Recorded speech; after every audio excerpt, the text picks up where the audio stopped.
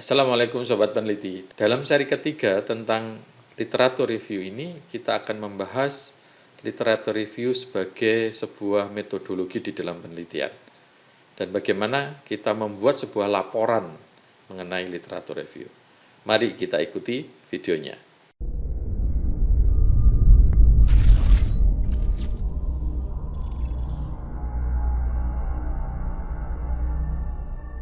Kurang lebih penyusunan karya ilmiah dalam bentuk literatur review seperti yang saya katakan tadi, jadi teman-teman mahasiswa akan kami arahkan bentuk ada introduction, body, dan juga conclusion, yang dimana di introduction adalah pendahuluan yang harus jelas untuk menetapkan fokus dan tinjauan literatur review.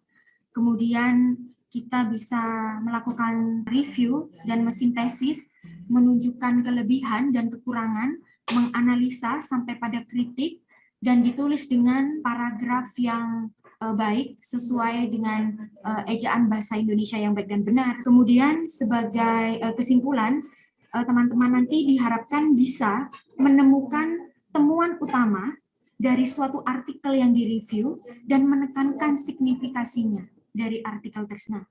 Jika kita implementasikan ke dalam proposal penelitian, hal-hal yang perlu diperhatikan ketika kita mengaplikasikan pada tulisan, ada bagian awal yang terdiri dari bagian inti, di mana bagian inti itu terdiri atas pendahuluan, di mana pendahuluan di dalamnya ada latar belakang. Jadi perlu dijelaskan sejauh mana kita sudah mengetahui topik yang kita review. Jadi deskripsi ini, ya Bapak Ibu, adalah deskripsi mengenai apa-apa saja yang harus kita tuliskan, yang harus kita tuangkan ke dalam tulisan ketika kita membuat laporan artikel review. Jadi setidaknya kita harus sudah tahu, kita harus make sure bahwa topik penelitian yang kita review itu kita sudah tahu dan berkaitan dengan antara topik hasil penelitian sebelumnya. Dan kita bisa menemukan kesenjangan yang terdapat pada penelitian sebelumnya. Kemudian kita harus hindari juga menyebutkan hasil penelitian demi penelitian, artinya mendeskripsikan kata-kata dari penulis atau peneliti. Jadi kita meng-create kata-kata kita sendiri.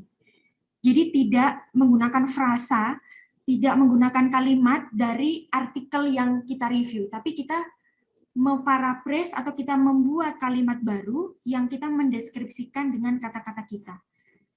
Kemudian kemampuan berpikir kritis juga kita tuangkan di bagian latar belakang secara sistematis untuk menganalisis suatu penelitian dan juga kontribusi atau dampak dari artikel yang kita review ini terhadap konsep atau teori atau praktik disiplin ilmu saat ini. Kemudian memahami alasan dibalik penelitian ini dan apa keterbaruan hal-hal yang baru yang ada di dalam review yang sudah kita temukan. Nah, itu nanti kita arahkan teman-teman mahasiswa untuk menuliskan hal-hal yang saya sebutkan tadi. Ada juga subbab mengenai fokus penelitian, di mana kita mengetahui, kita review bahwa ternyata di dalam artikel ini ada rumusan atau fokus penelitian yang harus kita tuangkan ke dalam tulisan. Contoh penulisan rumusan masalahnya, misalnya kita ambil untuk penelitian kuantitatif begitu ya. Bagaimana kepuasan kinerja dosen, itu maksudnya kinerja dosen di Universitas Airlangga, dan faktor apa saja yang berhubungan dengan. Jadi contoh penulisan rumusan masalah dan juga tujuan dari artikel yang sedang kita review ini, ada kata-kata seperti 5 tahun terakhir atau jangka waktu dari artikel tersebut begitu terbitannya. Kemudian yang kedua itu tentang metode penelitian. Di dalamnya ada pencarian literatur yang setidaknya kami sarankan untuk minimal menggunakan 3 database akademik, yang tentu saja pencarian literatur ini sangat relate sekali dengan kelas kita, yaitu Online Research Management. Jadi di kelas ORM nanti, Bapak Ibu, nanti akan diajarkan bagaimana untuk mencari source yang baik dan benar seperti yang dijelaskan oleh Mbak Ani tadi. Jadi jumlah artikel yang direview mungkin minimal 10 artikel dari 5 sampai 10 tahun terakhir. dan juga menggunakan kata kunci yang sesuai. Ini sangat relate dengan kelas ORM. Kemudian kriteria inklusi dan eksklusi seperti eksperimental dan non-eksperimental, bahasa yang digunakan dengan kriteria lain dianggap bermakna oleh penulis begitu. Jadi kita harus detail jenis studi yang digunakan itu dijelaskan juga dituangkan di dalam hasil review.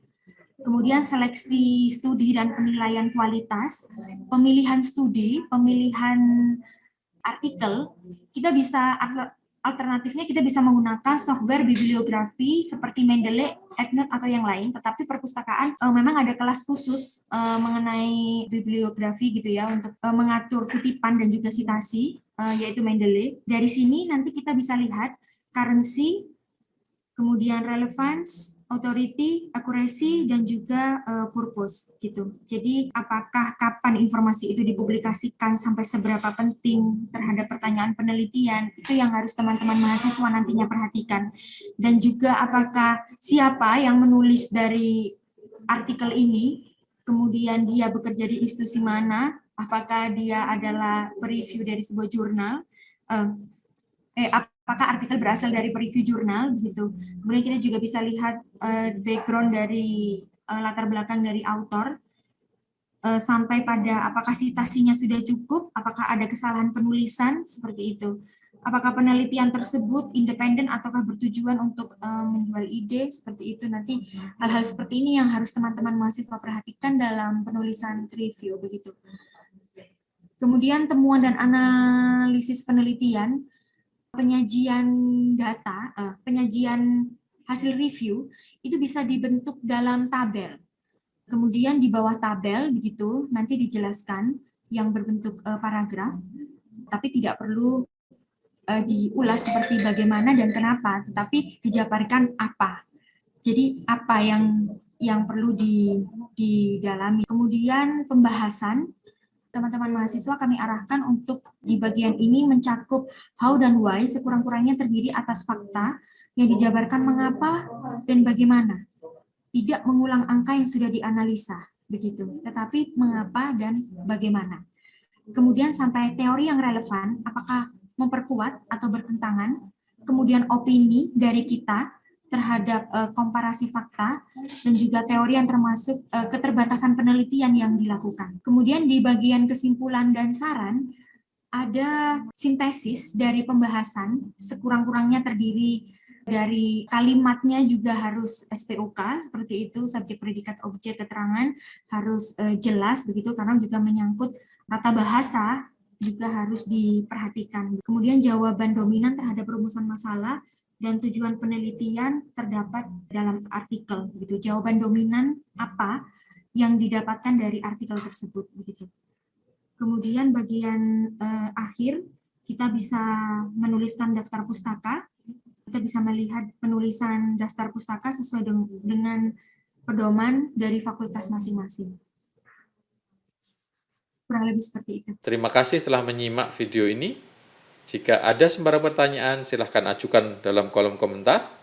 Dan tetap semangat, tetap sehat, dan tetap meneliti. Wassalamualaikum warahmatullahi wabarakatuh.